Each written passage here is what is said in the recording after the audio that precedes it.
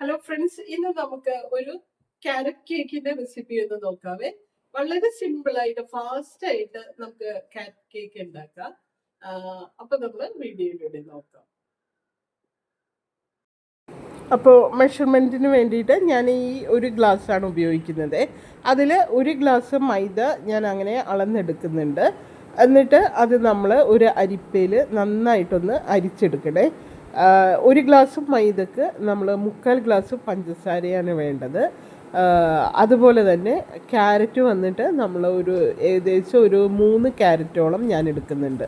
നമ്മളത് ഗ്രേറ്റ് ചെയ്തെടുക്കുകയോ അല്ലെങ്കിൽ ചോപ്പറിൽ വെച്ചിട്ട് ചോപ്പ് ചെയ്തെടുക്കുകയോ ചെയ്യണം. ഇപ്പം ഞാനൊരു 1/2 ടീസ്പൂണോളം സോഡ പൗഡർ ഈ മൈദയിലോട്ട് ഇടുന്നുണ്ട്. അതേപോലെ തന്നെ ഒരു 1/4 ടീസ്പൂണോളം ബേക്കിംഗ് സോഡയും അതിലേക്ക് തന്നെ അരിച്ചിടുന്നുണ്ട്.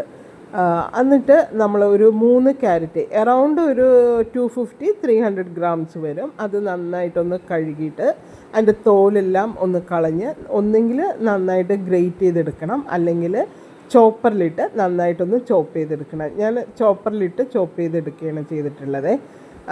എന്നിട്ട് നമ്മൾ ഇതേ ഗ്ലാസ്സിൽ ഒരു 1/2 ഗ്ലാസ്സോളം പഞ്ചസാര എടുക്കുക. എന്നിട്ട് ഒരു അടികട്ടിയുള്ള നല്ലൊരു പാത്രം ഗ്യാസിൽ വെച്ചിട്ട് അതിലേക്ക് ഈ പഞ്ചസാര പാനൊന്ന് ചൂടായി വരുമ്പോഴേക്കും ഈ പഞ്ചസാര അതിലേക്ക് ഇട്ട് കൊടുക്കുക. എന്നിട്ട് നടുക്കായിട്ട് മാത്രം പഞ്ചസാര ഇട്ട് കൊടുക്കുക. എന്നിട്ട് അത് മെൽറ്റായി വരാൻ വേണ്ടിയിട്ട് വെയിറ്റ് ചെയ്യുക. ഇടയ്ക്ക് അടിക്ക് പിടിക്കുന്ന പോലെ ഉണ്ടെങ്കിൽ ജസ്റ്റ് ഒന്ന് ഇളക്കി വെക്കണേ. അതിനുശേഷം ഗ്യാസ് വളരെ സിമ്മിലേക്ക് വെച്ചേക്കുക. ഫുള്ള് പഞ്ചസാര നന്നായിട്ട് മെൽറ്റ് ചെയ്ത് വന്നതിന് ശേഷം അതിലേക്ക് തന്നെ നമ്മൾ ഒരു 1/2 ഗ്ലാസ് അല്ലെങ്കിൽ 3/4 ഗ്ലാസ് പച്ചവെള്ളം ഒഴിച്ചു കൊടുക്കുന്നുണ്ട്. മൈദ അളക്കാനെടുത്ത അതേ ഗ്ലാസ് തന്നെ വേണം നമ്മൾ എല്ലാത്തിനും മെഷർമെൻ്റായിട്ട് എടുക്കാനായിട്ട്. അപ്പം ഞാൻ ഇപ്പോൾ പഞ്ചസാര നല്ല ബ്രൗണിഷ് ആയിട്ട് വന്നിട്ടുണ്ട്. അതിലേക്ക് നമ്മൾ ഏകദേശം ഒരു 3/4 ഗ്ലാസ്സോളം വെള്ളം ഒഴിച്ചു കൊടുത്തിട്ട് അങ്ങനെ അതുമായിട്ട് മിക്സ് ചെയ്ത് ഇളക്കുന്നുണ്ട്. എന്നിട്ട് ഇതിലേക്ക് നമ്മൾ ചോപ്പ് ചെയ്ത് വെച്ചിട്ടുള്ള ക്യാരറ്റിൽ നിന്ന് ഒരു പിടിയോളം ക്യാരറ്റ് ഞാൻ മാറ്റി വെക്കുന്നുണ്ട്. ആ ബാലൻസ് ഉള്ള ക്യാരറ്റ് മൊത്തം ഇതിലേക്ക് ഇട്ട് കൊടുക്കുന്നത്. പിന്നെ ഒരു 1/4 കപ്പോളം ഉണക്കമുന്തിരി കഴുകിയെടുത്തിട്ട് അതും ഇട്ട് കൊടുക്കുന്നുണ്ട്. അപ്പോൾ ഈ പഞ്ചസാര വെള്ളത്തിൽ പഞ്ചസാര മെൽറ്റ് ചെയ്ത വെള്ളമാണ്. അതിൽ നമ്മൾ ഈ ക്യാരറ്റ് ചോപ്പ് ചെയ്തത് ഒരു പിടി മാറ്റിയിട്ട് ബാലൻസ് ഫുള്ള് ഇട്ട് കൊടുക്കുന്നു. അതുപോലെ തന്നെ ഒരു 1/4 കപ്പോളം ഉണക്കമുന്തിരി, അത് കറുപ്പ് മുന്തിരിയ അല്ലെങ്കിൽ മറ്റേ മുന്തിരിയ നിങ്ങൾക്ക് ഇട്ട് കൊടുക്കാവുന്നതാണ്. നന്നായിട്ടൊന്ന് കഴുകിയതിന് ശേഷം അതും ഇട്ട് കൊടുക്കുന്നുണ്ട്. എന്നിട്ട് ഇത് നന്നായിട്ടൊന്ന് ഇളക്കണം. വെള്ളം ഒരു ചെറിയൊരു നനവിൽ വെക്കണം. ഫുള്ള് ഒരുപാട് ഡ്രൈ ആയിട്ട് വെക്കണം എന്നില്ല. അങ്ങനെ ചെറിയൊരു നനവിൽ നമ്മളത് വെച്ചിട്ട് ഗ്യാസ് ഓഫ് ചെയ്ത് വെക്കാം. എല്ലാം കൂടെ മിക്സ് ചെയ്തതിന് ശേഷം വെള്ളം നിറയെ ഉണ്ടെങ്കിൽ കുറച്ചൊന്ന് ഇളക്കി വറ്റിക്കണം. പക്ഷേ ഒരുപാടായിട്ട് ഡ്രൈ ആകണ്ട. ഒരു ടീസ്പൂൺ അല്ലെങ്കിൽ 2 ടീസ്പൂൺ വെള്ളം അതിലിരിക്കണ മാതിരി ആ ഒരു ക്വാണ്ടിറ്റിയിൽ വെച്ചിട്ട് നമുക്ക് ഗ്യാസ് ഓഫ് ചെയ്ത് വെക്കാവുന്നതാണ്. അതിനുശേഷം ഞാനൊരു 8 ഗ്രാമ്പോളം എടുക്കുന്നുണ്ട്. എന്നിട്ട് നമ്മളെടുത്ത ഗ്ലാസ്സിൽ നമ്മൾ ഒരേ ഗ്ലാസ്സിനെ മെഷർമെൻ്റായിട്ട് എടുക്കുക. ആ ഗ്ലാസ്സിൽ ഒരു 3/4 ഗ്ലാസ്സോളം പഞ്ചസാര എടുത്ത് മിക്സിയുടെ ജാറിൽ ഇടുക. പഞ്ചസാരയും ഒരു 8 ഗ്രാമ്പും കൂടെ ഇട്ടിട്ട് നന്നായിട്ടൊന്ന് അടിച്ചെടുക്കണം. അതിനുശേഷം ഒരു 3 കോഴിമുട്ട നിങ്ങൾക്ക് വിസ്ക് ഉണ്ടെങ്കിൽ വിസ്ക് വെച്ച് ബീറ്റ് ചെയ്തെടുക്കുക, അല്ലെങ്കിൽ ബീറ്ററിൽ ബീറ്റ് ചെയ്തെടുക്കുക. അപ്പോൾ ഞാൻ ആദ്യം ഈ പഞ്ചസാര അടിച്ചെടുക്കാൻ പോവാണ്. അതിനുശേഷം നമ്മൾ 3 മുട്ട ബീറ്ററിൽ ഒന്ന് ബീറ്റ് ചെയ്തെടുക്കുന്നുണ്ട്. ഇപ്പോൾ പഞ്ചസാരയും ഗ്രാമ്പും കൂടെ ഒന്ന് പൊടിച്ച് വെച്ചതിന് ശേഷം ഞാൻ 3 മുട്ട ബീറ്ററിൽ നന്നായിട്ട് അടിച്ചെടുക്കുന്നുണ്ട്. നിങ്ങൾക്ക് മിക്സിയുടെ വലിയ ജാറിൽ അടിച്ചെടുക്കുന്നതാണ് കുറച്ചുകൂടെ കംഫർട്ടബിൾ ആയിട്ടുള്ളത്.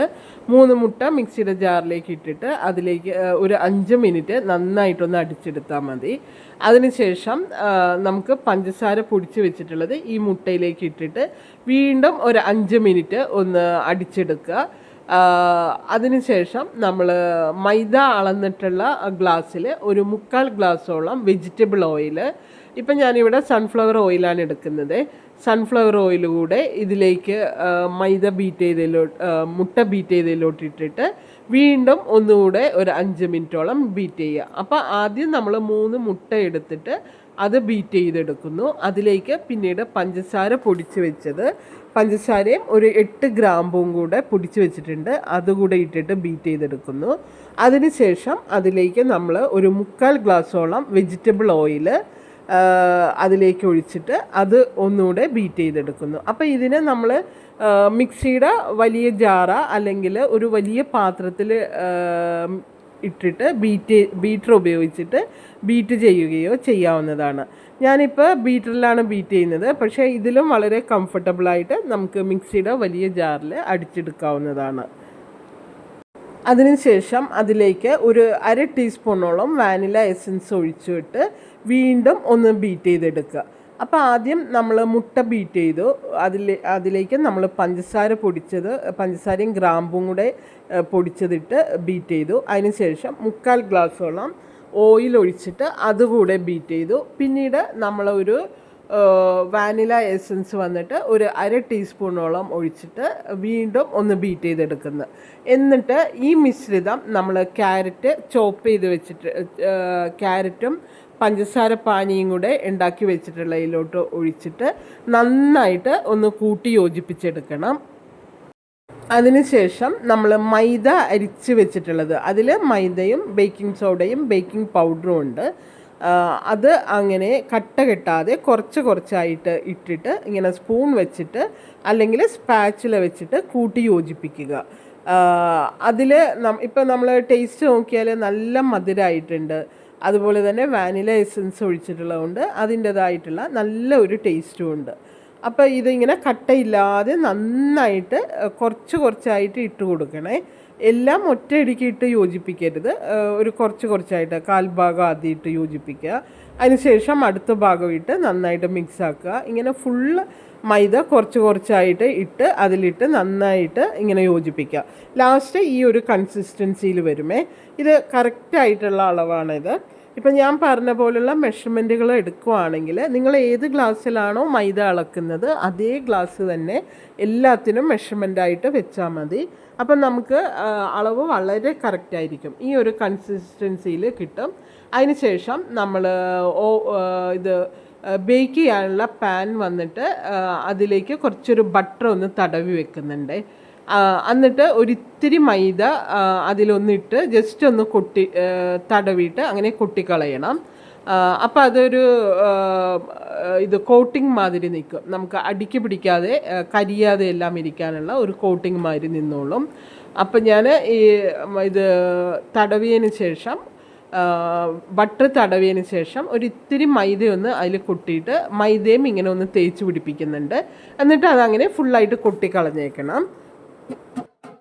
അതിനുശേഷം ഒരു 10-15 കാഷ്നട്ട് മേലെ ഒരു ഭംഗിക്ക് വേണ്ടി ഗാർണിഷ് ചെയ്യാൻ വേണ്ടിയിട്ട് അങ്ങനെ ജസ്റ്റ് ഒന്ന് പൊടിച്ച് വെച്ചാൽ മതി. പൗഡർ മാതിരി പൊടിക്കേണ്ട, ജസ്റ്റ് ഒന്ന് ചതച്ചെടുത്താൽ മതി.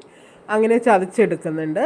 എന്നിട്ട് നമ്മൾ ഈ മിശ്രിതം ഇതിലേക്ക് ഒഴിച്ചു വിടുക.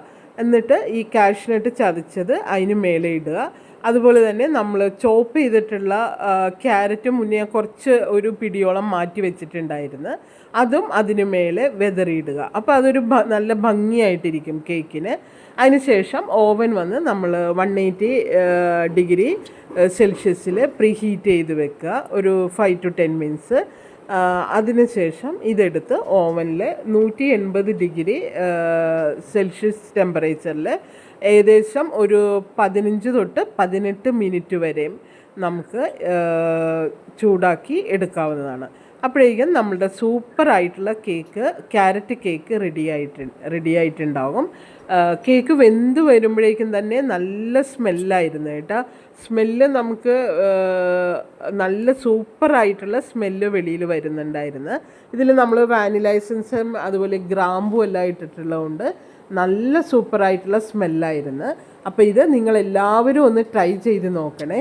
ഓവൻ ഇല്ലെങ്കിൽ നമുക്ക് ഇത് ഗ്യാസിൽ വെച്ചിട്ട് ഓവൻ സെറ്റപ്പിൽ വെച്ചിട്ട് അല്ലെങ്കിൽ കുക്കറിൽ വെച്ചിട്ട് നമുക്കിതുപോലെ ഉണ്ടാക്കിയെടുക്കാവുന്നതാണ്. നല്ല സൂപ്പറായിട്ടുള്ള കേക്കായിരുന്നു.